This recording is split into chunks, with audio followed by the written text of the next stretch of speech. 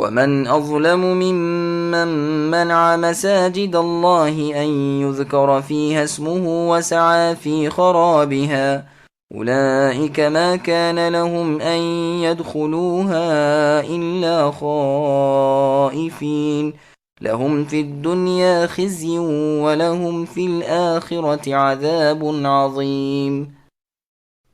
اور اس شخص سے بڑھ کر ظالم کون ہے جو اللہ تعالیٰ کی مساجد یعنی اللہ کے گھروں میں اللہ تعالیٰ کے ذکر کیے جانے کو روکے اور ان کی بربادی کی کوشش کرے۔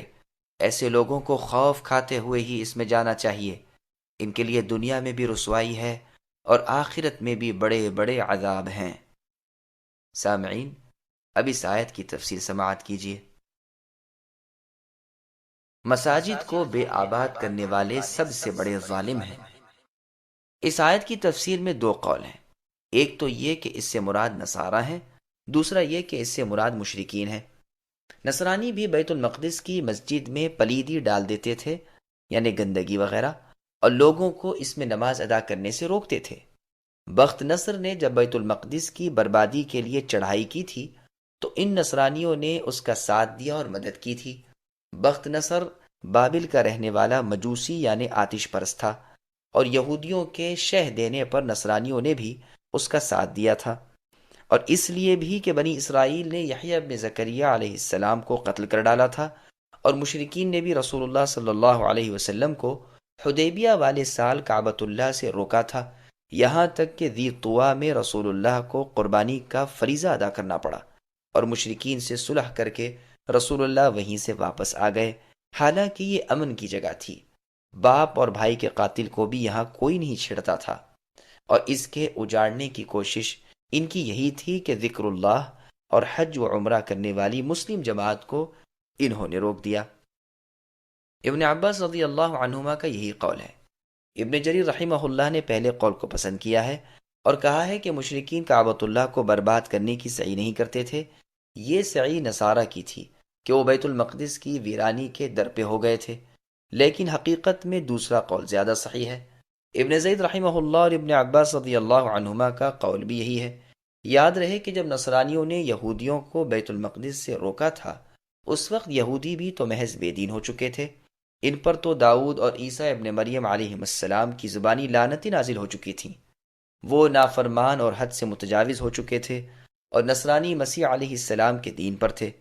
اس سے معلوم ہوتا ہے کہ اس آیت سے مراد مشرکین مکہ ہیں، اور ایک وجہ یہ بھی ہے کہ گزشتہ آیتوں میں یہود و نصارہ کی مذمت بیان ہوئی تھی، اور یہاں مشرکین عرب کی اس بد خصلت کا بیان ہو رہا ہے کہ انہوں نے رسول اللہ کو اور آپ کے صحابہ رضی اللہ عنہم کو مسجد حرام یعنی مکۃ المکرمہ سے روکا، مکے سے نکالا، پھر حج و عمرے سے بھی روک دیا۔ ابن جریر رحمہ اللہ کا یہ کہنا کہ مکے والے بیت اللہ کی ویرانی میں کوشاں نہ تھے، اس کا جواب یہ ہے کہ رسول اللہ اور صحابہ رضی اللہ عنہم کو وہاں سے روکنے اور نکال دینے اور بیت اللہ میں بت رکھ دینے سے بڑھ کر اس کی ویرانی کیا ہو سکتی ہے۔ خود قرآن میں موجود ہے وَهُمْ يَصُدُّونَ عَنِ الْمَسْجِدِ الْحَرَامِ، یعنی یہ مشرکین مکہ لوگوں کو مسجد حرام سے روکتے ہیں۔ مشرکوں سے اللہ تعالیٰ کی مسجدیں آباد نہیں ہو سکتی جو اپنے کفر کے خود گواہ ہیں، جن کے اعمال غارت ہیں اور جو ہمیشہ کے لیے جہنمی ہیں۔ مساجد کی آبادی ان لوگوں سے ہوتی ہے جو اللہ تعالیٰ پر اور قیامت کے دن پر ایمان رکھنے والے اور نماز و زکوٰۃ کے پابند اور صرف اللہ تعالیٰ ہی سے ڈرنے والے ہیں، اور یہی لوگ راہ راست والے ہیں۔ اور جگہ اللہ نے فرمایا ہم الذین کفروا وصدوکم عن المسجد الحرام الآیہ، ان لوگوں نے کفر بھی کیا اور تمہیں مسلمانوں مسجد حرام سے روکا اور قربانیوں کو ذبح ہونے کی جگہ تک نہ پہنچنے دیا۔ اگر ہمیں ان مؤمن مردوں عورتوں کا خیال نہ ہوتا جو اپنی ضعیفی اور کم قوتی کے باعث مکے سے نہیں نکل سکے، جنہیں تم جانتے بھی نہیں، تو ہم تمہیں ان سے لڑ کر ان کی غارت کر دینے کا حکم دے دیتے، لیکن یہ بے گناہ مسلمان نہ پیس دیے جائیں، اس لیے ہم نے سر دست یہ حکم نہیں دیا۔ لیکن اگر یہ کفار اپنی شرارتوں سے باز نہ آئے تو وہ وقت دور نہیں جب ان پر ہمارے دردناک عذاب برس پڑے۔ پس جب وہ مسلمان ہستیاں جن سے مساجد کی آبادی حقیقی معنی میں ہے وہی روک دیے گئے تو مساجد کے اجاڑنے میں کون سی کمی رہ گئی؟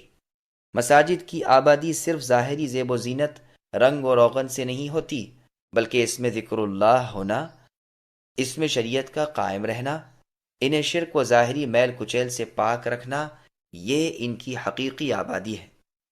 پھر آگے اللہ نے فرمایا کہ انہیں لائق نہیں کہ بے خوف ہو کر یہ مسجد میں آئیں۔ مطلب یہ ہے کہ اے مسلمانوں، انہیں بے خوفی اور بے باکی کے ساتھ بیت اللہ میں نہ آنے دو، جب ہم تمہیں غالب کر دیں تو اس وقت یہی کرنا۔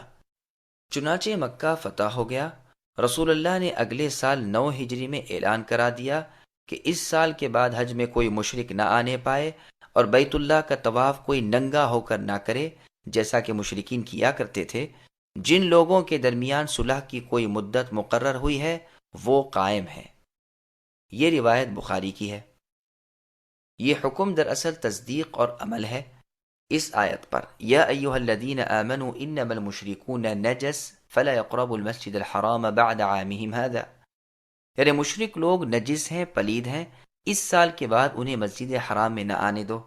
اور یہ معنی بھی بیان کیے گئے ہیں کہ چاہیے تو یہ تھا کہ یہ مشرک کانپتے ہوئے اور خوف زدہ مسجد میں آئیں، لیکن اس کے برعکس الٹا یہ مسلمانوں کو روک رہے ہیں۔ یہ مطلب بھی ہو سکتا ہے کہ اس آیت میں اللہ تعالیٰ ایمانداروں کو بشارت دیتے ہیں کہ ان قریب میں تمہیں غلبہ دوں گا، اور یہ مشرک اس مسجد کی طرف رخ کرنے سے بھی کپ کپانے لگیں گے۔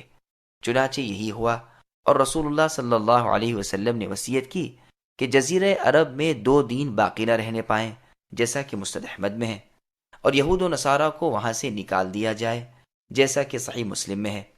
الحمدللہ کہ اس امت کے بزرگوں نے، یعنی صحابہ، تابعین رضوان اللہ علیہم اجمعین نے اس وصیت رسول اکرم صلی اللہ علیہ وسلم پر عمل بھی کر دکھایا۔ اس سے مساجد کی فضیلت اور بزرگی بھی ثابت ہوئی، بالخصوص اس جگہ کی اور اس مسجد کی جہاں سب سے بڑے اور کل جن و انس کے رسول محمد صلی اللہ علیہ وسلم بھیجے گئے تھے، یعنی خانہ کعبہ۔ ان گنہگاروں پر دنیا کی رسوائی بھی آئی، اور جس طرح انہوں نے مسلمانوں کو روکا، جلا وطن کیا، اسی طرح اس کا پورا بدلہ انہیں ملا۔ یہ بھی روکے گئے اور جلا وطن کیے گئے، اور ابھی اخروی عذاب باقی ہیں، کیونکہ انہوں نے بیت اللہ کی حرمت توڑی، وہاں بت رکھ دیے، غیر اللہ سے دعائیں اور مناجات شروع کر دیں، ننگے ہو کر بیت اللہ کا طواف کیا وغیرہ۔ اور اگر اس سے مراد نصرانی لیے جائیں تو بھی ظاہر ہے کہ وہ بیت المقدس کی مسجد میں ڈرتے ہوئے جاتے ہیں۔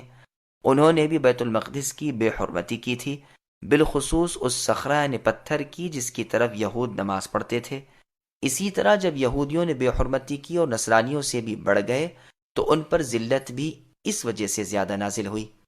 دنیا کی رسوائی سے مراد امام مہدی رحمہ اللہ کے زمانے کی رسوائی بھی ہے، اور جزیے کی ادائیگی بھی ہے۔